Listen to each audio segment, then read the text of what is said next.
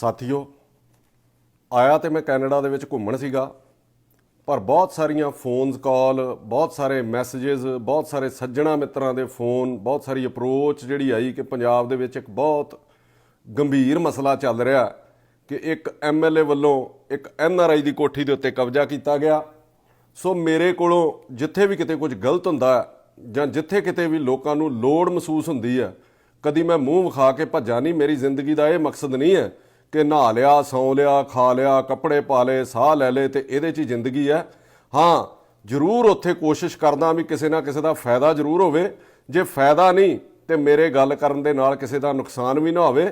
ਮੈਂ ਜਿਹੜੀਆਂ 2 ਲਾਈਨਾਂ ਕਹਿ ਕੇ ਆਪਣੀ ਗੱਲ ਸ਼ੁਰੂ ਕਰਨ ਲੱਗਾ, ਜਿਹੜਾ ਕੋਠੀ ਵਾਲਾ ਪੰਜਾਬ 'ਚ ਮਸਲਾ ਚੱਲ ਰਿਹਾ, ਮੈਂ ਆਪਣੇ ਬਾਰੇ ਕਿਉਂ ਜ਼ਰੂਰਤ ਸਮਝੀ ਕਿ ਇੱਥੇ ਮੈਂ ਉਹਨਾਂ ਦੇ ਘਰ ਆਇਆ ਜਿਨ੍ਹਾਂ ਦੀ ਇਹ ਕੋਠੀ, ਇਹਨਾਂ ਦੇ ਮੈਸੇਜ ਤੇ ਇਹਨਾਂ ਦੇ ਮਾਤਾ ਜੀ ਜਿਹੜੇ ਬਜ਼ੁਰਗ ਨੇ ਉਹ ਪੰਜਾਬ 'ਚ ਫਿਰ ਰਹੇ ਨੇ। ਇਸ ਕਰਕੇ ਮੈਨੂੰ ਵੀ ਇਹ ਮਹਿਸੂਸ ਹੋਇਆ ਕਿ ਮੈਨੂੰ ਇਹ ਜਾ ਕੇ ਇਹਨਾਂ ਦੀ ਆਵਾਜ਼ ਜਿਹੜੀ ਉਹ ਬੁਲੰਦ ਕਰਨੀ ਚਾਹੀਦੀ ਹੈ ਕਿ ਗੁਲਾਮ ਫਰੀਦਾ ਇੱਥੇ ਸਭ ਮੁਸਾਫਰ ਨਹੀਂ।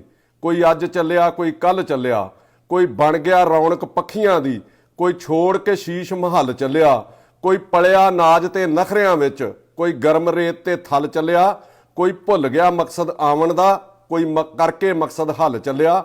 ਗੁਲਾਮ ਫਰੀਦਾ ਇੱਥੇ ਸਭ ਮੁਸਾਫਰ, ਕੋਈ ਅੱਜ ਚੱਲਿਆ ਤੇ ਕੋਈ ਕੱਲ੍ਹ ਚੱਲਿਆ। ਸੋ ਮਕਸਦ ਜ਼ਿੰਦਗੀ ਦਾ ਇਹ ਹੋਣਾ ਚਾਹੀਦਾ ਕਿ ਤੁਸੀਂ ਕਿਸੇ ਦੇ ਨਾਲ ਜ਼ਿੰਦਗੀ ਦੇ ਵਿੱਚ ਮਾੜੇ ਸਮੇਂ 'ਚ ਜਾਂ ਮੁਸ਼ਕਲ ਦੇ ਵਿੱਚ ਖਲੋਵੋ। ਇਹ ਨਹੀਂ ਕਿ ਕਿਸੇ ਦੇ ਘਰ ਆਏ ਹੋ, ਮਤਲਬ ਘੁੰਮਣ ਫਿਰਨ ਆਏ ਹੋ, ਖਾ ਪੀ ਲਿਆ ਤੇ ਚਲੇ ਗਏ। ਅੱਜ ਮੈਂ ਇਹਨਾਂ ਨੂੰ ਕੱਲ ਆਪ ਫੋਨ ਕੀਤਾ, ਮੇਰੇ ਕਿਸੇ ਦੋਸਤ ਨੇ ਨੰਬਰ ਦਿੱਤਾ ਸੀਗਾ ਔਰ ਇਹਨਾਂ ਨੇ ਮੈਨੂੰ ਅੱਜ ਇੱਥੇ ਆਪਣੇ ਘਰ ਬੁਲਾਇਆ। ਔਰ ਮੈਂ ਸਾਰੇ ਪੰਜਾਬ ਵਾਲਿਆਂ ਨਾਲ, ਸਾਰੇ ਜਿੱਥੇ ਵੀ NRI ਨੇ, ਜਿੱਥੇ ਵੀ ਇਹਨਾਂ ਦੇ ਹਮਦਰਦ ਲੋਕ ਨੇ ਜਿਹੜੇ NRIs ਦੇ, ਉਹਨਾਂ ਨਾਲ ਸਾਰੀ ਗੱਲ ਇਹ ਸਾਂਝੀ ਕਰਨੀ ਚਾਹੁੰਦਾ ਕਿ ਇਹ ਮਸਲਾ ਸ਼ੁਰੂ ਕਿੱਥੋਂ ਹੋਇਆ। ਇਹ ਮਈ ਲਾਸਟ ਦੀ ਗੱਲ ਹੈ। ਇਹ ਸਾਰ ਪਰਮਜੀਤ ਸਿੰਘ ਢਾਲੀਵਾਲ ਨੇ, ਜਿਨ੍ਹਾਂ ਦੇ ਉੱਥੇ ਮਦਰ ਵੀ ਗਏ ਹੋਏ ਨੇ ਤੇ ਵਾਈਫ ਵੀ ਇਹਨਾਂ ਦੇ। ਇਹਨਾਂ ਦਾ ਇੱਕ ਦੋਸਤ ਆਸਟ੍ਰੇਲੀਆ ਦੇ ਵਿੱਚੋਂ ਇੰਡੀਆ ਜਿਹੜਾ ਉਹ ਘੁੰਮਣ ਗਿਆ, ਇਹਨਾਂ ਦੇ ਘਰ ਉਹਨੇ ਜਾ ਕੇ ਜਦੋਂ ਗੇੜਾ ਮਾਰਿਆ, ਇਹਨਾਂ ਨੂੰ ਮਿਲਣ ਗਿਆ ਜਾਂ ਇਹਨਾਂ ਦੇ ਮਾਤਾ ਜੀ ਦਾ ਹਾਲ ਚਾਲ ਪੁੱਛਣ ਗਿਆ, ਤਾਂ ਅੱਗੋਂ ਉਹਨੇ ਪੁੱਛਿਆ ਘਰ ਦੇ ਵਿੱਚ ਕਿ ਮਾਤਾ ਅਮਰਜੀਤ ਕੌਰ ਕਿੱਥੇ ਨੇ, ਤੇ ਅੱਗੋਂ ਕਹਿੰਦੇ ਜੀ ਇੱਥੇ ਅਮਰਜੀਤ ਕੌਰ ਨਹੀਂ, ਇੱਥੇ ਸਰਬਜੀਤ ਕੌਰ ਜਿਹੜੇ ਨੇ ਉਹ ਰਹਿੰਦੇ ਨੇ, ਉਹਨਾਂ ਦਾ ਘਰ ਹੈ। ਫਿਰ ਉਹਨੇ ਇਹਨਾਂ ਨੂੰ ਫੋਨ ਕੀਤਾ ਪਰਮਜੀਤ ਹੋਣਾ ਨੂੰ ਕਿ ਤੁਸੀਂ ਜਿਹੜਾ ਆਪਣਾ ਉਹ ਘਰ ਵੇਚ ਦਿੱਤਾ। ਇਹਨਾਂ ਕਿਹਾ ਜੀ ਅਸੀਂ ਬਿਲਕੁਲ ਨਹੀਂ ਵੇਚਿਆ। ਘਰ ਜਿਹੜਾ ਇਹਨਾਂ ਦਾ 2020 ਦੇ ਵਿੱਚ ਬੰਦ ਹੋ ਗਿਆ ਸੀਗਾ। ਬੰਦ ਇਸ ਕਰਕੇ ਕਿ ਉਦੋਂ ਕੋਵਿਡ, ਸਾਰੀ ਦੁਨੀਆ ਹੀ ਉਹਦੇ ਨਾਲ ਤਰਾਸਦੀ, ਉਸ ਦੇ ਵਿੱਚ ਸਾਰੇ ਉਸ ਪੀੜਾ ਦੇ ਵਿੱਚੋਂ ਨਿਕਲੇ ਆ। 2020 ਦੇ ਵਿੱਚ ਇਹਨਾਂ ਨੇ ਆਪਣੇ ਮਾਤਾ ਜੀ ਨੂੰ ਇੱਥੇ ਕੈਨੇਡਾ ਬੁਲਾ ਲਿਆ ਜੀ। ਇਹਨਾਂ ਦੇ ਮਾਤਾ ਜੀ ਕੈਨੇਡਾ ਆ ਗਏ ਔਰ 28 ਮਈ ਨੂੰ ਇਹਨਾਂ ਨੇ ਇਹਨਾਂ ਨੂੰ ਪਤਾ ਲੱਗਾ ਆਪਣੇ ਦੋਸਤ ਦੀ ਕਾਲ ਤੋਂ ਬਾਅਦ, ਔਰ ਇਹਨਾਂ ਦੀ ਵਾਈਫ ਜਿਹੜੀ ਹੈ ਉਹਨਾਂ ਨੇ ਕਾਲ ਤੁਸੀਂ ਕੀਤੀ ਕਿ ਤੁਹਾਡੇ ਮੈਸੇਜ ਨੇ ਜੀ ਮਾਣੂਕੇ ਨੂੰ? ਇਹਨਾਂ ਨੇ ਕਾਲ ਕੀਤੀ, ਜਿਹੜੀ ਫਸਟ ਕਾਲ ਹੈ 28 ਮਈ ਨੂੰ, ਜਿਨ੍ਹਾਂ ਦਾ ਨਾਂ ਲੱਗਦਾ ਸੀਗਾ ਕਿ ਘਰ ਦੇ ਵਿੱਚ ਉਹਨਾਂ ਦੀ ਅੱਜ ਕੱਲ੍ਹ ਰਹਿਸ਼ ਹੈ, ਉਹਨਾਂ ਨੇ ਕਾਲ ਚੁੱਕੀ ਨਹੀਂ। ਸੈਕਿੰਡ ਕਾਲ ਜਿਹੜੀ ਇਹਨਾਂ ਨੇ ਕੀਤੀ ਆਪਣੇ ਸੰਧਵਾ ਸਾਹਿਬ ਜਿਹੜੇ ਸਾਡੇ ਲੋਕ ਵਿਧਾਨ ਸਭਾ ਦੇ ਸਪੀਕਰ ਨੇ, ਉਹਨਾਂ ਨੇ ਵੀ ਕੋਈ ਮੇਰੇ ਖਿਆਲ ਗੱਲ ਨਹੀਂ ਤੁਹਾਡੇ ਨਾਲ ਹੋਈ ਤੇ ਮੈਸੇਜ ਕੀਤਾ ਜੀ ਤੁਸੀਂ ਉਹਨਾਂ ਨੂੰ ਮੈਸੇਜ ਕੀਤਾ। ਔਰ ਉਹਨਾਂ ਨੇ ਅੱਗੋਂ ਕਿਹਾ ਕਿ ਤੁਹਾਡੀ ਕੰਪਲੇਂਟ ਜਿਹੜੀ ਆ ਮੈਂ ਉਹ ਫਾਰਵਰਡ ਕਰ ਦਿੱਤੀ ਹੈ CM ਹਾਊਸ ਦੇ ਵਿੱਚ। ਤੀਜੀ ਕਾਲ ਇਹਨਾਂ ਨੇ ਕੀਤੀ ਸਾਰ ਭਗਵੰਤ ਸਿੰਘ ਮਾਨ, ਮੁੱਖ ਮੰਤਰੀ ਪੰਜਾਬ ਦੇ OSD ਨੇ, ਮਨਜੀਤ ਸਿੱਧੂ, ਉਹਨਾਂ ਨੇ ਇਹਨਾਂ ਨਾਲ ਗੱਲਬਾਤ ਕੀਤੀ, ਇਹਨਾਂ ਕੋਲੋਂ ਰਿਟਨ ਕੰਪਲੇਂਟ ਮੰਗੀ। ਔਰ 7 ਮਈ ਨੂੰ ਜਿਹੜਾ ਮਨਜੀਤ ਸਿੰਘ OSD ਨੇ ਉਹ ਇਹਨਾਂ ਨੂੰ ਮਿਲਦੇ ਨੇ ਔਰ ਉਹਨਾਂ ਨੇ ਥੋੜ੍ਹੀ ਦੂਰ ਜਾ ਕੇ ਸਾਰ ਭਗਵੰਤ ਸਿੰਘ ਮਾਨ ਨਾਲ ਗੱਲ ਕੀਤੀ ਔਰ ਇਹਨਾਂ ਨੂੰ ਆ ਕੇ ਦੱਸਿਆ ਕਿ ਤੁਹਾਡਾ ਜਿਹੜਾ ਸਾਰਾ ਮਸਲਾ ਉਹ ਮੈਂ ਮਾਨ ਸਾਹਿਬ ਦੇ ਨੋਟਿਸ ਦੇ ਵਿੱਚ ਲਿਆ ਦਿੱਤਾ। 7 ਜੂਨ ਨੂੰ ਇਹ ਕੰਪਲੇਂਟ ਜਿਹੜੀ ਰਿਟਨ ਦੇ ਵਿੱਚ ਦਿੰਦੇ ਨੇ, ਉਹ ਕੰਪਲੇਂਟ ਦੀ ਇੱਕ ਕਾਪੀ ਦਿੰਦੇ ਨੇ CM ਨੂੰ, DGP ਨੂੰ, NRI ਮੰਤਰੀ ਕੁਲਦੀਪ ਸਿੰਘ ਢਾਲੀਵਾਲ ਨੂੰ, ਰਾਘਵ ਚੱਡਾ ਜਿਹੜੇ ਪੰਜਾਬ ਦੇ ਇੰਚਾਰਜ ਨੇ ਉਹਨਾਂ ਨੂੰ, ਕੇਜਰੀਵਾਲ ਹੋਣਾ ਨੂੰ, ਸੰਦੀਪ ਪਾਠਕ ਜਿਹੜੇ ਪੰਜਾਬ ਦੇ ਵਿੱਚ ਜਿਨ੍ਹਾਂ ਦਾ ਪੂਰਾ ਦਖਲ ਹੈ, ਉਹਨਾਂ ਸਾਰਿਆਂ ਨੂੰ ਇੱਕ ਕਾਪੀ ਇਹਨਾਂ ਜਿਹੜੀ ਫਾਰਵਰਡ ਕੀਤੀ ਹੈ। ਔਰ ਉਹਦੇ ਵਿੱਚ ਜੋ ਤੱਥ ਮੇਰੇ ਸਾਹਮਣੇ ਆਏ ਤੇ ਜੋ ਇਹਨਾਂ ਦਿੱਤੇ ਕਿ 8 ਜੂਨ ਨੂੰ ਜਿਹੜੀ ਫਰਦ ਹੈ ਉਹ ਇਹਨਾਂ ਦੀ ਅਮਰਜੀਤ ਕੌਰ ਜਿਹੜੇ ਇਹਨਾਂ ਦੇ ਮਾਤਾ ਜੀ ਨੇ ਉਹਨਾਂ ਦੇ ਨਾਂ ਦੇ ਉੱਤੇ ਬੋਲਦੀ ਹੈ। 8 ਜੂਨ ਦੀ ਇਹਨਾਂ ਨੇ ਉਹ ਕਾਪੀ ਕਢਾਈ ਹੈ ਫਰਦ ਦੀ। ਔਰ ਉਸ ਤੋਂ ਬਾਅਦ ਹੁਣ ਜਿਹੜੀ ਫਰਦ ਹੈ ਜਦੋਂ ਇਹ ਕੰਪਲੇਂਟ ਦੇ ਦਿੰਦੇ ਨੇ 8 ਜੂਨ ਤੱਕ ਇਹਨਾਂ ਦੇ ਨਾਂ ਤੇ ਹੈ, ਔਰ ਉਸ ਤੋਂ ਬਾਅਦ ਜਿਹੜੀ ਫਰਦ ਹੈ ਉਹ ਕਰਮ ਸਿੰਘ ਸਿੱਧੂ ਦੇ ਨਾਂ ਦੇ ਉੱਤੇ ਜਿਹੜੀ ਉਹ ਚੜ੍ਹ ਜਾਂਦੀ ਹੈ। 2004 ਦੇ ਵਿੱਚ ਇਹਨਾਂ ਨੇ ਕੋਠੀ ਖਰੀਦੀ ਆ, ਇੱਥੇ ਬੈਠੇ ਨੇ ਕੈਨੇਡਾ। 2004 ਤੁਸੀਂ ਕਿਹੜੇ ਸੰਨ ਤੋਂ ਆਏ ਹੋ ਜੀ ਇੱਥੇ? 80-81 ਤੋਂ ਇੱਥੋਂ, ਮਤਲਬ ਵੀ ਇਹ ਸਦੀ ਦਾ ਇੱਕ ਤੀਜਾ ਹਿੱਸਾ ਹੀ ਹੋ ਗਿਆ ਜਦੋਂ ਦੇ ਇੱਥੇ ਬੈਠੇ ਨੇ। 2004 ਦੇ ਵਿੱਚ ਇਹ ਕੋਠੀ ਖਰੀਦੀ ਹੈ, ਮਾਤਾ ਜੀ ਇਹਨਾਂ ਦੇ ਉੱਥੇ ਰਹਿੰਦੇ ਸੀਗੇ। 2005 21 ਮਾਰਚ ਜਿਹੜੀ 2005 ਉਦੋਂ ਇੱਕ ਪਾਵਰ ਆਫ ਟਾਰਨੀ ਤਿਆਰ ਹੁੰਦੀ ਹੈ ਅਸ਼ੋਕ ਕੁਮਾਰ ਵੱਲੋਂ, ਔਰ ਉਹਦੇ ਵਿੱਚ ਜਿਹੜੇ ਸਿਗਨੇਚਰ ਨੇ, ਜਿਵੇਂ ਇਹਨਾਂ ਨੇ ਦੱਸਿਆ ਕਿ ਫੇਕ ਸਿਗਨੇਚਰ ਜਿਹੜੇ ਅਮਰਜੀਤ ਕੌਰ ਦੇ, ਪਰਮਜੀਤ ਕੌਰ ਦੇ, ਔਰ ਉਹਦੀ ਰਿਪੋਰਟ ਤੱਕ ਆ ਚੁੱਕੀ ਹੈ। ਦੋ ਜਿਹੜੇ ਫੋਰੈਂਸਿਕ ਮਾਹਰ ਨੇ ਉਹਨਾਂ ਕੋਲੋਂ ਇਹਨਾਂ ਨੇ ਰਿਪੋਰਟ ਜਿਹੜੀ ਲਈ ਹੈ ਕਿ ਇਹ ਸਿਗਨੇਚਰ ਜਿਹੜੇ ਮੈਚ ਹੀ ਨਹੀਂ ਕਰਦੇ। 16 ਜੂਨ ਨੂੰ ਇਹਨਾਂ ਕੋਲੇ 2 ਰਿਪੋਰਟਾਂ ਜਿਹੜੀਆਂ ਆ ਗਈਆਂ ਨੇ, ਜਿਹਦੀ ਆ ਕਾਪੀ ਇਹਨਾਂ ਨੇ ਹੁਣ ਇੱਥੇ ਮੈਨੂੰ ਦਿੱਤੀ ਹੈ। ਇਹ ਪੰਜਾਬ ਵੀ ਭੇਜ ਦਿੱਤੀਆਂ ਨੇ ਜੀ, ਤੁਸੀਂ ਕਾਪੀਆਂ ਉੱਥੇ ਦਸਤਾਵੇਜ਼ ਹੈ ਜੀ, ਉਹਨਾਂ ਨੇ ਕਰਵਾਈਆਂ ਸੀ ਸਾਡੇ ਲਈ ਤੇ ਉਹਨਾਂ ਨੇ ਇਹਦੀ ਕੀਤੀ ਹੋਈ ਹੈ ਰਿਪੋਰਟ ਪੂਰੀ। ਉਹਦੇ ਅੱਗੇ ਵੇਖੋ, ਉਹਦੇ ਵਿੱਚ ਇੱਕ ਨੰਬਰਦਾਰ ਹੈ ਸ਼ਿਆਮ ਸਿੰਘ, ਉਹਦੇ ਸਾਈਨ ਵੀ ਇਹਦੇ ਵਿੱਚ ਮਿਸਮੈਚ ਜਿਹੜੇ ਨੇ, ਕਿਉਂਕਿ ਜਿਹੜੇ ਉਹਦੇ ਪੁਰਾਣੀਆਂ ਰਜਿਸਟਰੀਆਂ ਤੋਂ ਸਾਈਨ ਕੱਢੇ ਗਏ, ਜਦੋਂ ਪਹਿਲਾਂ ਵੀ ਕਿਤੇ ਨੰਬਰਦਾਰੀ ਦੇ ਤੌਰ ਤੇ ਗਵਾਹੀ ਪਾਉਂਦਾ ਸੀਗਾ, ਉਹ ਵੀ ਸਾਈਨ ਜਿਹੜੇ ਇਹਨਾਂ ਸਾਈਨਾਂ ਦੇ ਨਾਲ ਸਿਗਨੇਚਰ ਮੈਚ ਨਹੀਂ ਕਰਦੇ। ਔਰ ਉਹਦੀ ਡੈਥ ਹੋ ਚੁੱਕੀ ਉਸ ਬੰਦੇ ਦੀ, ਜਿਹੜਾ ਬੰਦਾ ਖੜਾ ਕੀਤਾ ਗਿਆ ਪਾਵਰ ਆਫ ਟਾਰਨੀ ਲਈ। ਔਰ ਮਾਤਾ ਜੀ ਦੀ ਜਗ੍ਹਾ ਤੇ ਜਿਹੜੀ ਔਰਤ ਖੜੀ ਕੀਤੀ ਗਈ ਹੈ, ਉਹਦੀ ਵੀ ਕਹਿੰਦੇ ਡੈਥ ਹੋ ਚੁੱਕੀ ਆ। ਵੀ ਸਭ ਜਿਉਂਦਿਆਂ ਜੀ ਜਗ੍ਹਾ ਦੇ ਉੱਤੇ ਮਰਿਆਂ ਬੰਦਿਆਂ ਨੂੰ ਤਿਆਰ ਕਰਕੇ ਉਹਨਾਂ ਦੇ ਪੇਪਰ ਲਾਏ ਗਏ। ਐਡੀ ਮਤਲਬ ਕੀ ਇਹ ਮਤਲਬ ਪੰਜਾਬ 'ਚ ਚੱਲ ਕੀ ਰਿਹਾ ਹੈ, ਸਾਰਾ ਸੋਚਣ ਵਿਚਾਰਨ ਦੀ ਲੋੜ ਹੈ। ਇੱਕ ਰਿਪੋਰਟ ਇਹਨਾਂ ਨੂੰ ਫਿਰੋਜ਼ਪੁਰ ਤੋਂ ਵੀ ਆ ਗਈ ਹੈ, ਸੰਜੀਵ ਸ਼ਰਮਾ ਨੇ ਜੀ ਫੋਰੈਂਸਿਕ ਜਿਹੜੇ, ਉਹਨਾਂ ਨੇ ਵੀ ਇਹ ਰਿਪੋਰਟ ਇਹਨਾਂ ਨੂੰ ਤਿਆਰ ਕਰਕੇ ਦਿੱਤੀ ਕਿ ਸਾਈਨ ਜਿਹੜੇ ਉਹ ਬਿਲਕੁਲ ਜਿਹੜੇ ਮਿਸਮੈਚ ਨੇ। ਔਰ ਪੁਲਿਸ ਜਦੋਂ ਇਹ ਪੁੱਛਦੇ ਨੇ, ਇਹਨਾਂ ਦੇ ਵਾਈਫ ਉੱਥੇ ਨੇ, ਇਹਨਾਂ ਦੇ ਮਾਤਾ ਜੀ ਉੱਥੇ ਨੇ, ਉਹ ਬਾਰ-ਬਾਰ ਜਿਹੜੇ ਉਹ ਪੁਲਿਸ ਦੇ ਗੇੜੇ ਮਾਰ ਰਹੇ ਨੇ। ਔਰ ਅੱਜ ਰਿਪੋਰਟ ਆਊਗੀ, ਕੱਲ ਜਿਹੜੀ ਰਿਪੋਰਟ ਆਊਗੀ ਮਾਲ ਮਹਿਕਮੇ ਕੋਲੋਂ, ਮੈਂ ਪੁੱਛਣਾ ਚਾਹੁੰਦਾ ਕਿ ਐਡਾ ਹਾਈ ਪ੍ਰੋਫਾਈਲ ਜਿਹੜਾ ਉਹ ਕੇਸ ਹੋਵੇ, ਜਿਹੜਾ ਸਾਰੇ ਪੰਜਾਬ ਦੇ ਵਿੱਚ ਤੁਹਾਡੀ ਥੂ ਕਰਾ ਰਿਹਾ ਹੋਵੇ। ਮੈਂ ਮਾਨ ਸਾਹਿਬ ਤੁਹਾਨੂੰ ਵੀ ਇੱਕ ਗੱਲ ਕਹਿਣੀ ਚਾਹੁੰਦਾ, ਮੈਂ ਹਰ ਜਗ੍ਹਾ ਦੇ ਉੱਤੇ ਕਹਿੰਦਾ ਕਿ ਤੁਸੀਂ ਇਮਾਨਦਾਰ ਹੋ, ਤੁਸੀਂ ਇਮਾਨਦਾਰੀ ਨਾਲ 1.25 ਸਾਲ ਜਿਹੜਾ ਪੰਜਾਬ ਦਾ ਹੰਢਾਇਆ, ਤੁਹਾਡੇ ਉੱਤੇ ਵੀ ਇੱਥੇ ਲਾਹਣਤਾਂ ਪੈ ਰਹੀਆਂ ਨੇ। ਮੈਂ ਇੱਥੇ ਫਿਰ ਰਿਹਾ ਔਰ ਜਗ੍ਹਾ ਦੇ ਉੱਤੇ ਇਹ ਮਸਲਾ ਜਿਹੜਾ ਵਿਚਾਰਿਆ ਜਾ ਰਿਹਾ। ਮੈਨੂੰ ਕਈ ਲੋਕਾਂ ਨੇ ਇੱਥੇ ਖਲੋ ਕੇ ਕਹਿ ਦਿੱਤਾ ਵੀ ਤੁਸੀਂ ਇਹਦੇ ਉੱਤੇ ਕਿਉਂ ਨਹੀਂ ਬੋਲਦੇ ਐਨਆਰਆਈਜ਼ਲੀ। 8 ਨੂੰ ਇਹਨਾਂ ਨੂੰ ਥਾਣੇ ਦੇ ਵਿੱਚ ਬੁਲਾਇਆ ਜਾਂਦਾ ਇਸ ਕੰਪਲੇਂਟ ਬੇਸ ਦੇ ਉੱਤੇ। ਉੱਥੇ ਬੈਠੇ ਹੁੰਦੇ ਨੇ ਐਸਪੀ ਪਰਮਾਰ ਤੇ ਡੀਐਸਪੀ ਵਿਰਕ, ਉੱਥੇ ਮਾਣੂਕੇ ਮੈਡਮ ਦੇ ਹਸਬੈਂਡ ਆਉਂਦੇ ਨੇ। ਔਰ ਉਹਦੇ ਵਿੱਚ ਉੱਥੇ ਇਹਨਾਂ ਨਾਲ ਗੱਲਬਾਤ ਹੁੰਦੀ ਹੈ ਕਿ ਤੁਸੀਂ ਕੋਠੀ ਕਿੰਨੀ ਦੇਰ ਤੋਂ ਰਹਿ ਰਹੇ ਹੋ? ਕੀ ਕਹਿੰਦੇ ਜੀ 15 ਦਿਨ ਤੋਂ ਰਹਿ ਰਹੇ ਆ। 15 ਦਿਨ ਦਾ ਉੱਤੇ ਲਾਇਆ, ਕਹਿੰਦੇ 2 ਮਹੀਨੇ ਤੋਂ ਕਿਰਾਏ ਤੇ ਲਈ ਹੋਈ ਹੈ। 2 ਮਹੀਨੇ ਤੋਂ ਕਹਿੰਦੇ ਨੇ ਕਿਰਾਏ ਤੇ ਲਈ ਹੋਈ ਆ। ਤੇ ਕਿਰਾਏਨਾਮੇ ਦੇ ਵਿੱਚ ਮੇਰੇ ਖਿਆਲ 15 ਮਈ ਦਾ ਟਾਈਮ ਹੈ। 15 ਮਈ ਦੇ ਵਿੱਚ 15 ਦਿਨਾਂ ਚੋਂ ਕੋਠੀ ਤਿਆਰ ਵੀ ਕਿਵੇਂ ਹੋ ਗਈ, ਉਹ ਰੈਨੋਵੇਟ ਵੀ ਕਿਵੇਂ ਹੋ ਗਈ ਕਿ ਜਦੋਂ ਇੱਥੇ ਰਹਿ ਰਹੇ ਨੇ? ਸਾਰਾ ਕੁਝ ਇੱਕ ਸਾਜ਼ਿਸ਼ ਦਾ ਹਿੱਸਾ ਸੀਗਾ ਜਿਹਦੀ ਇਨਕੁਆਇਰੀ ਕਰਨੀ ਚਾਹੀਦੀ ਆ, ਨਾ ਕਿ ਇਹ ਲੋਕ ਖੱਜਲ ਹੋਣ। ਔਰ ਡੀਐਸਪੀ ਵਿਰਕ ਹੈ ਜਿਹੜਾ ਉੱਥੇ, ਉਹ ਇਹਨਾਂ ਦੇ ਮੈਸੇਜ ਨੂੰ ਕਹਿੰਦਾ ਕਿ ਤੁਸੀਂ ਕੋਠੀ ਕਿਰਾਏ ਤੇ ਦੇ ਦਿਓ। ਹੁਣ ਉਸ ਡੀਐਸਪੀ ਨੂੰ ਮੈਂ ਪੁੱਛਣਾ ਚਾਹੁੰਦਾ ਵੀ ਜੇ ਇਹ ਮਾਲਕ ਹੀ ਨਹੀਂ ਉਹ ਕੋਠੀ ਦੇ, ਤੁਸੀਂ ਇਹਨਾਂ ਨੂੰ ਮੰਨਦੇ ਹੀ ਨਹੀਂ ਇਹ ਮਾਲਕ ਨੇ, ਫਿਰ ਕਿਹੜੇ ਮਤਲਬ ਕਾਨੂੰਨ ਦੇ ਤਹਿਤ ਇਹਨਾਂ ਕੋਲੋਂ ਤੁਸੀਂ ਕੋਠੀ ਕਿਰਾਏ ਦੇ ਉੱਤੇ ਮੰਗ ਰਹੇ ਹੋ? ਫਿਰ ਅੱਗੋਂ ਇਹਨਾਂ ਨੂੰ ਮੈਸੇਜ ਦਿੱਤਾ ਜਾਂਦਾ ਕਿ ਵੇਚ ਦਿਓ। ਇੱਥੇ ਇੱਕ ਬੰਦਾ ਇਹਨਾਂ ਨੂੰ ਅਪਰੋਚ ਕਰਦਾ ਹੈ ਕਿ ਕੋਠੀ ਵੇਚ ਦਿਓ, ਤੁਸੀਂ, ਤੁਹਾਨੂੰ ਇੰਨੇ ਪੈਸੇ ਦੇ ਦਿੰਦੇ ਆ, ਜਿੰਨਾ ਮੁੱਲ ਹੈ ਉਸ ਤੋਂ ਵੱਧ ਦੇਣ ਨੂੰ ਤਿਆਰ ਹੋ ਗਏ ਕਿ ਮੈਡਮ ਦਾ ਜਿਹੜਾ ਅਕਸ ਹੈ ਉਹ ਕਿਤੇ ਸਾਫ਼ ਸੁਥਰਾ ਕਰ ਲਿਆ ਜਾਵੇ। ਅਕਸ ਇਸ ਤਰੀਕੇ ਸਾਫ਼ ਨਹੀਂ ਹੋਣਾ ਮੈਡਮ, ਤੁਸੀਂ ਵੀ ਸੁਣ ਲਓ ਮਾਣੂਕੇ ਜੀ, ਅਕਸ ਤੁਹਾਡਾ ਸਾਫ਼ ਤਾਂ ਹੋਣਾ ਸੀਗਾ ਤੁਸੀਂ ਇਹਨਾਂ ਦੀ ਖੁਦ ਰਖਵਾਲੀ ਕਰਦੇ। ਫਿਰ ਇਹਨਾਂ ਦੇ ਮੈਸੇਜ ਨੂੰ ਐਸਪੀ ਪਰਮਾਰ ਨੇ ਉੱਥੇ ਬੁਲਾਉਂਦੇ ਨੇ 9 ਤਰੀਕ ਨੂੰ ਜੀ, 9 ਜੂਨ ਨੂੰ। 6 ਵਜੇ ਤੱਕ ਉਹ ਇਹਨਾਂ ਨੂੰ ਮਿਲਦੇ ਹੀ ਨਹੀਂ। 6 ਵਜੇ ਉਹ ਇਹਨਾਂ ਨੂੰ ਕਾਲ ਕਰਦੇ ਨੇ ਸਾਰਾ ਦਿਨ ਬਹਿ ਕੇ। ਔਰ ਐਸਪੀ ਸਾਹਿਬ ਕਹਿੰਦੇ ਨੇ ਕਿ ਡੀਐਸਪੀ ਵਿਰਕ ਨੂੰ ਮਿਲ ਲਓ। ਆਂਦੇ ਜੀ ਉੱਥੋਂ ਤੋਂ ਨਿਆਂ ਹੀ ਨਹੀਂ ਮਿਲ ਰਿਹਾ, ਉਹ ਤੇ ਕੋਠੀ ਕਿਰਾਏ ਤੇ ਮੰਗ ਰਹੇ ਨੇ। ਉਹਨਾਂ ਕੋਲੋਂ ਅਸੀਂ ਕੁਝ ਨਹੀਂ ਮਤਲਬ ਤੁਹਾਨੂੰ ਸਿੱਧੇ ਤੌਰ ਦੇ ਉੱਤੇ ਮਿਲਣਾ ਚਾਹੁੰਦੇ ਆ, ਐਸਐਸਪੀ ਨੂੰ ਮਿਲਣਾ ਚਾਹੁੰਦੇ ਆ। ਇਹ ਗੁਰਮੀਤ ਸਿੰਘ ਖੁੱਡੀਆਂ ਮੰਤਰੀ ਨੂੰ ਮਿਲਦੇ ਨੇ, ਜਿਹੜੇ ਨਵੇਂ ਮੰਤਰੀ ਬਣੇ ਨੇ। ਉਹ ਏਡੀਜੀਪੀ ਕੋਲ ਤੋਰ ਦਿੰਦੇ ਨੇ, ਏਡੀਜੀਪੀ ਇਹਨਾਂ ਨੂੰ ਐਸਐਸਪੀ ਕੋਲ ਤੋਰ ਦਿੰਦੇ ਨੇ, ਐਸਐਸਪੀ ਅੱਗੋਂ ਇਹਨਾਂ ਨੂੰ ਐਸਪੀ ਪਰਮਾਰ ਕੋਲ ਤੋਰ ਦਿੰਦੇ ਨੇ। ਬਸ ਇਸੇ ਗੱਦੀ ਗੇੜ ਦੇ ਵਿੱਚ। ਸੋ ਇਹ ਮਸਲਾ ਸਭ ਤੋਂ ਪਹਿਲਾਂ ਖਹਿਰਾ ਸਾਹਿਬ ਨੇ ਚੁੱਕਿਆ ਜੀ। ਪਤਾ ਨਹੀਂ ਕਿੱਥੋਂ ਟਵੀਟ ਆਈ ਇਹ ਖਹਿਰਾ ਸਾਹਿਬ ਨੇ ਮੇਰੇ ਖਿਆਲ ਟਵੀਟ ਕੀਤਾ। ਔਰ ਮੇਰੀ ਸਰਕਾਰ ਨੂੰ ਇੱਕ ਅਪੀਲ ਹੈ ਕਿ ਖਹਿਰਾ ਸਾਹਿਬ ਦੇ ਨਾਲ ਤੁਹਾਡੀ, ਸੁਖਪਾਲ ਖਹਿਰਾ ਨਾਲ ਜਿੰਨੀ ਮਰਜ਼ੀ ਲੱਗਦੀ ਹੋਵੇ, ਜੋ ਮਰਜ਼ੀ ਹੋਵੇ, ਜਿਹੜੀ ਗੱਲ ਫੈਕਟ ਦੇ ਉੱਤੇ ਕੋਈ ਬੰਦਾ ਚੁੱਕੇ ਉਹਦੇ ਉੱਤੇ ਵਿਚਾਰ ਜ਼ਰੂਰ ਕਰਨਾ ਚਾਹੀਦਾ। ਇਹ ਨਹੀਂ ਸੋਚ ਲੈਣਾ ਚਾਹੀਦਾ ਵੀ ਇਹ ਮਸਲਾ ਖਹਿਰੇ ਨੇ ਚੁੱਕਿਆ ਤੇ ਇਹਨੂੰ ਹੱਲ ਹੀ ਨਹੀਂ ਕਰਨਾ, ਉਹਦੇ ਅੱਗੇ ਆਪਾਂ ਅੜੀ ਕਰ ਲੈਣੀ ਆ। ਇਹਦੇ ਨਾਲ ਤੁਹਾਡੀ ਸਰਕਾਰ ਦਾ ਅਕਸ ਵੀ ਡਿੱਗ ਰਿਹਾ। ਇੱਥੇ ਤੱਕ ਇਹਨਾਂ ਨੂੰ ਅਪਰੋਚ ਕਰਨ ਦੀ ਜਿਹੜੀ ਉਹ ਕੋਸ਼ਿਸ਼ ਕੀਤੀ ਜਾ ਰਹੀ ਹੈ। ਔਰ ਮਤਲਬ ਇਹ ਟੱਬਰ ਤੋਂ ਅੱਡ ਹੋ ਕੇ ਬੈਠੇ ਨੇ, ਸਾਰਾ ਟੱਬਰ ਤੇ ਉੱਥੇ ਬਹਿ ਨਹੀਂ ਨਾ ਸਕਦਾ। ਇਹ ਇੱਥੇ ਕੰਮ ਕਰ ਦੇਖ ਰਹੇ ਨੇ, ਵਾਈਫ ਇਹਨਾਂ ਦੇ ਮਤਲਬ ਜਿਹੜੇ ਤੇ ਮਦਰ ਉਹਨਾਂ ਦੇ ਬਜ਼ੁਰਗ ਨੇ ਉੱਥੇ ਕੰਮ ਕਰ ਦੇਖ ਰਹੇ ਨੇ। ਹੁਣ ਜਿਹੜੀ ਮੈਂ ਮਾਣੂਕੇ ਦੀ ਪ੍ਰੈਸ ਕਾਨਫਰੰਸ ਸੁਣੀ, ਉਹ 2-3 ਦਿਨ ਤੋਂ ਬੋਲ ਰਹੇ ਆ ਪ੍ਰੈਸ ਵਾਲਿਆਂ ਨੂੰ ਸੱਦ ਕੇ, ਉਹਦੇ ਵਿੱਚ ਉਹ ਤਰਕ ਕੀ ਦਿੰਦੇ ਨੇ ਕਿ ਜਿੰਨੇ ਮੈਨੂੰ ਘਰ ਦੀ ਚਾਬੀ ਦਿੱਤੀ, ਮੈਨੂੰ ਨਹੀਂ ਪਤਾ ਉਹ ਠੀਕ ਆ ਗਲਤ ਆ, ਮੈਂ ਚਾਬੀ ਉਹਨੂੰ ਵਾਪਸ ਮੋੜ ਦਿੱਤੀ। ਮੇਰਾ ਮੈਡਮ ਮਾਣੂਕੇ ਨੂੰ ਇੱਕ ਸਵਾਲ ਹੈ ਕਿ ਕੋਈ ਚੋਰ ਗੱਡੀ ਚੋਰੀ ਕਰਕੇ ਲੈ ਆਵੇ, ਉਹਦੀ ਚਾਬੀ ਤੁਹਾਨੂੰ ਫੜਾ ਦੇਵੇ ਤੇ ਮਗਰ ਮਾਲਕ ਆ ਜੇ ਆਪਣੇ ਦਸਤਾਵੇਜ਼ ਲੈ ਕੇ, ਤੇ ਤੁਸੀਂ ਕੀ ਕਹੋਗੇ ਵੀ ਮੈਂ ਚਾਬੀ ਜਿਹੜੀ ਉਹ ਚੋਰ ਨੂੰ ਮੋੜਨੀ ਆ?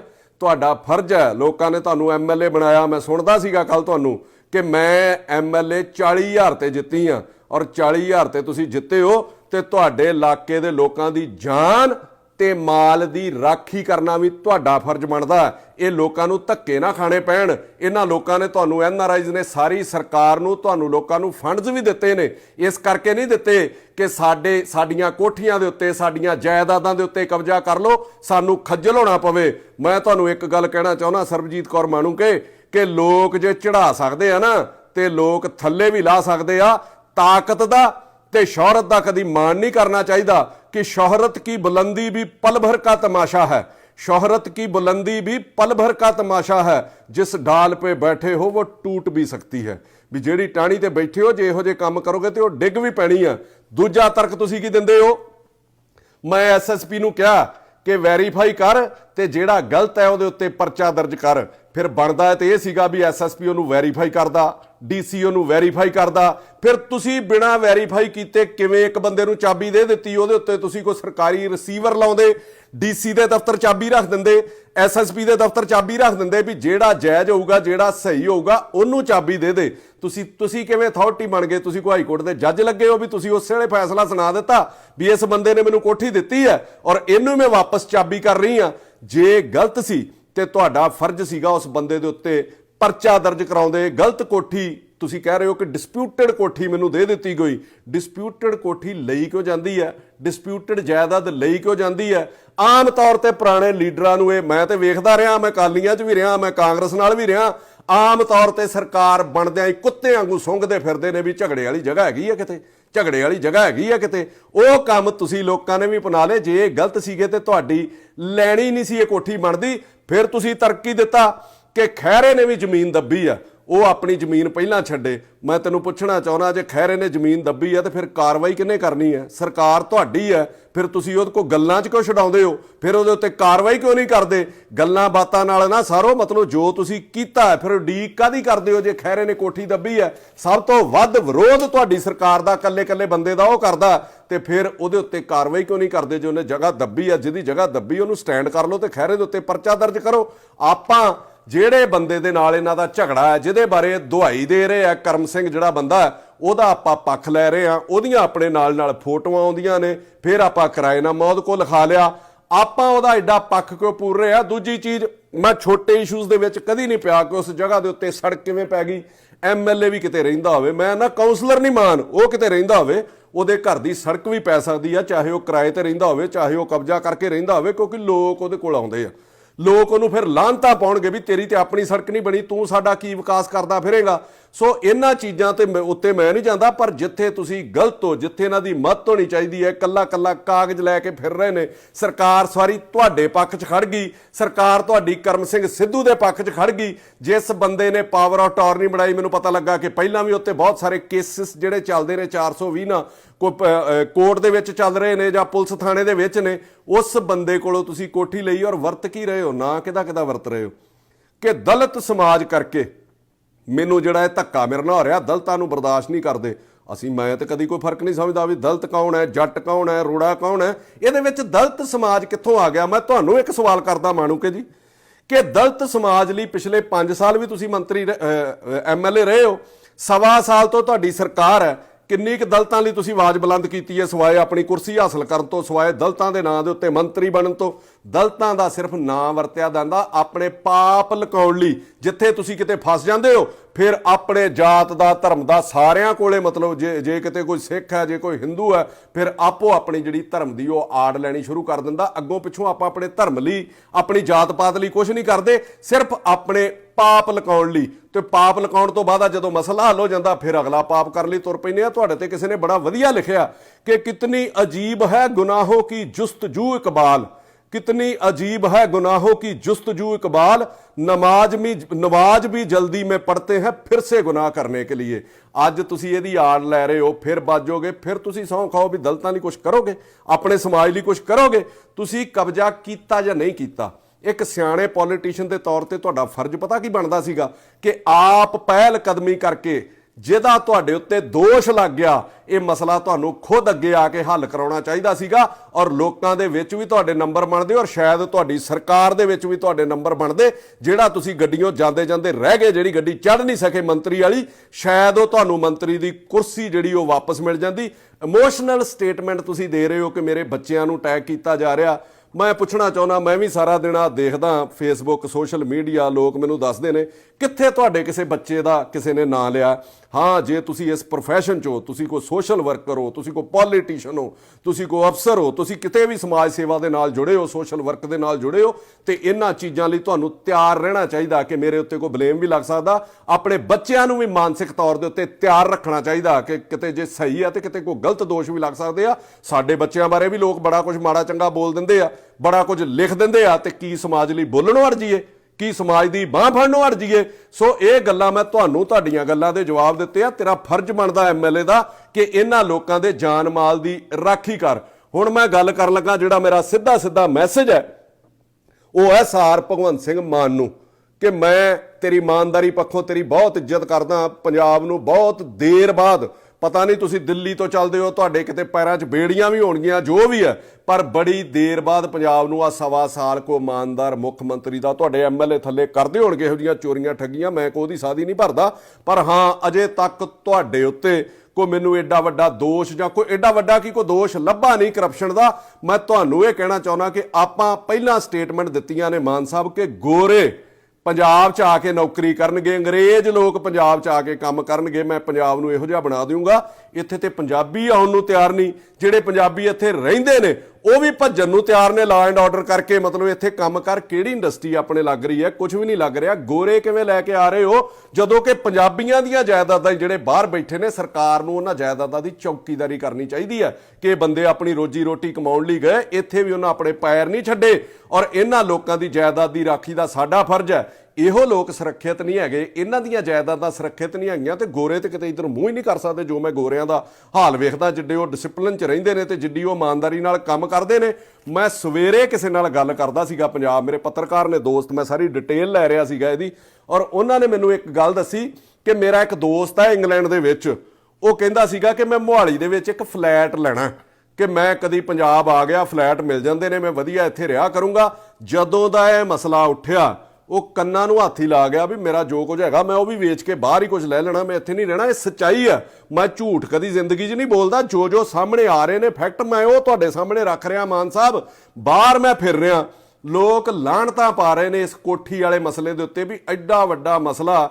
ਉਹ ਦੋ ਲੇਡੀਜ਼ ਪੰਜਾਬ ਦੇ ਵਿੱਚ ਜਾ ਕੇ ਖੱਜਲ ਹੋ ਰਹੀਆਂ ਨੇ। ਇੱਥੇ ਵੀ ਰੋਜੀ ਰੋਟੀ ਦੀ ਫਿਕਰ ਹੈ, ਇੱਥੇ ਕੋਈ ਪੰਜਾਬ ਵਾਲਾ ਹਿਸਾਬ ਤੇ ਨਹੀਂ ਕਿ 10 ਦਿਨ ਨੌਕਰੀ ਤੇ ਨਾ ਜਾਓ ਤੇ ਐਮਐਲਏ ਜਾਂ ਮੇਰੇ ਵਰਗਾ ਫੋਨ ਕਰਦੇ ਵੀ ਇਹਨੇ ਨਹੀਂ ਆਉਣਾ ਤੇ 10 ਦਿਨ ਇਹਦੀ ਹਾਜ਼ਰੀ ਲਾ ਦੀ। ਉਹੋ ਜਿਹਾ ਸਿਸਟਮ ਇੱਥੇ ਨਹੀਂ ਚੱਲਦਾ।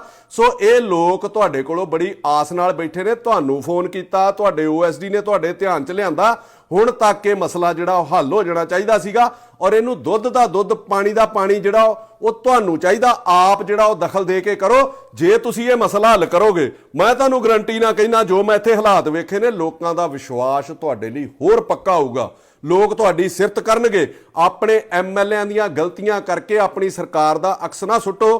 ਖਹਿਰਾ ਸਾਹਿਬ ਵੀ ਕਹਿੰਦੇ ਸੀਬੀਆਈ ਜਾਂਚ, ਮਤਲਬ ਆਮ ਲੋਕ ਕਹਿੰਦੇ ਇੱਥੇ ਸੀਬੀਆਈ ਜਾਂਚ, ਮੈਂ ਨਹੀਂ ਮੰਨਦਾ। ਮੈਂ ਕਹਿੰਦਾ ਇਹਦੀ ਜਾਂਚ ਤੁਸੀਂ ਆਪਦੇ ਡੀਜੀ ਵਿਜੀਲੈਂਸ ਹੈ ਉਹਨਾਂ ਕੋਲੋਂ, ਮੈਂ ਉਸ ਬੰਦੇ ਨੂੰ ਵੀ ਇਮਾਨਦਾਰੀ ਦਾ ਬਹੁਤ ਵੱਡਾ ਖਿਤਾਬ ਦਿੰਦਾ, ਵਰਿੰਦਰ ਸ਼ਰਮਾ ਉਹਨਾਂ ਨੂੰ।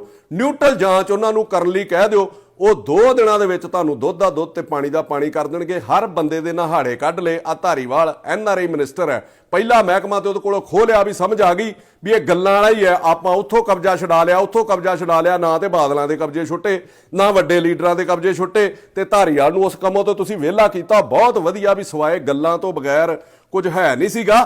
ਪਰ ਆ ਜਿਹੜਾ ਮਸਲਾ ਹੈ ਤੁਹਾਡੇ ਆਪਣੇ ਧਿਆਨ ਦੇ ਨਾਲ ਜਿਹੜਾ ਉਹ ਹੱਲ ਹੋਣਾ ਚਾਹੀਦਾ। 7 ਸਮੁੰਦਰੋਂ ਪਾਰ, ਮੇਰਾ ਇੱਕ ਛੋਟਾ ਜਿਹਾ ਸਵਾਲ ਹੈ ਭਗਵੰਤ ਮਾਨ ਹੋਣਾ ਨੂੰ, 7 ਸਮੁੰਦਰੋਂ ਪਾਰ ਕੌਣ ਜਾ ਕੇ ਝੂਠੀ ਲੜਾਈ ਲੜਦਾ ਹੈ ਜੀ ਪੰਜਾਬ ਦੇ ਵਿੱਚ?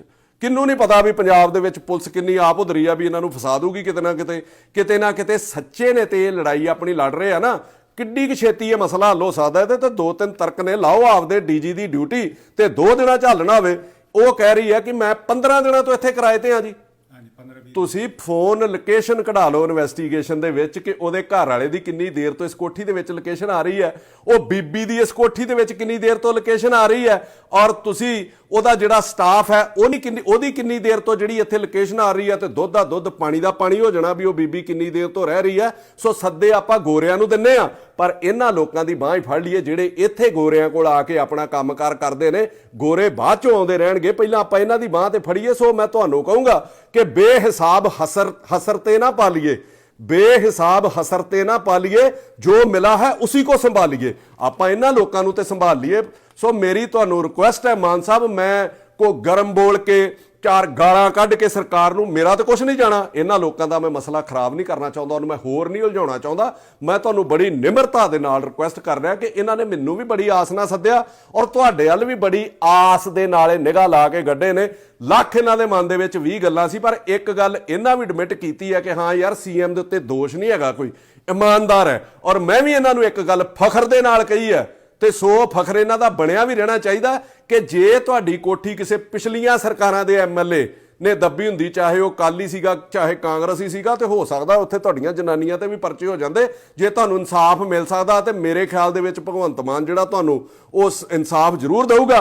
ਪਰ ਅਖੀਰ ਦੇ ਵਿੱਚ ਮੈਂ ਤੁਹਾਨੂੰ ਫੇਰ ਇਹ ਕਹਿ ਕੇ ਬੇਨਤੀ ਕਰਨ ਲੱਗਾ ਕਿ ਤੱਕੜੀ 'ਚ ਤੋਲੋ, ਬਰਾਬਰ ਤੋਲਿਓ। ਇਹਨਾਂ ਦੇ ਨਾਲ ਜੇ ਧੱਕਾ ਹੋ ਰਿਹਾ ਤੇ ਜਿਹੜਾ ਵੀ ਅਫਸਰ ਉਹਦੇ ਵਿੱਚ ਇਨਵੋਲਵ ਹੈ, ਚਾਹੇ ਉਹ ਐਸਡੀਐਮ ਹੈ, ਚਾਹੇ ਉਹ ਤਹਿਸੀਲਦਾਰ ਹੈ, ਚਾਹੇ ਉਹ ਪਟਵਾਰੀ ਹੈ, ਚਾਹੇ ਉਹ ਪੁਲਿਸ ਵਾਲਾ ਜਿੰਨੇ ਇਹਨਾਂ ਦੀ ਸੁਣਵਾਈ ਨਹੀਂ ਕੀਤੀ ਐਮਐਲਏ ਦੇ ਪ੍ਰੈਸ਼ਰ ਦੇ ਵਿੱਚ ਆ ਕੇ, ਜਿੰਨੇ ਫਰਦਾਂ ਬਦਲੀਆਂ ਨੇ, ਉਹਨਾਂ ਦੇ ਉੱਤੇ 420 ਦਾ ਪਰਚਾ ਦਰਜ ਕਰੋ। ਜੇ ਤੁਸੀਂ ਨਹੀਂ ਕਰੋਗੇ ਤੇ ਮੈਂ ਇਹ ਕਹਿ ਕੇ ਤੁਹਾਨੂੰ ਸਮਾਪਤੀ ਕਰਨ ਲੱਗਾ ਕਿ ਲਸ਼ਕਰ ਵੀ तुम्हारा है, लश्कर भी तुम्हारा है भगवंत मान जी, लश्कर भी तुम्हारा है, सरदार भी तुम्हारा है। तुम झूठ को सच लिख दो, अखबार भी तुम्हारा है। धन्यवाद जी।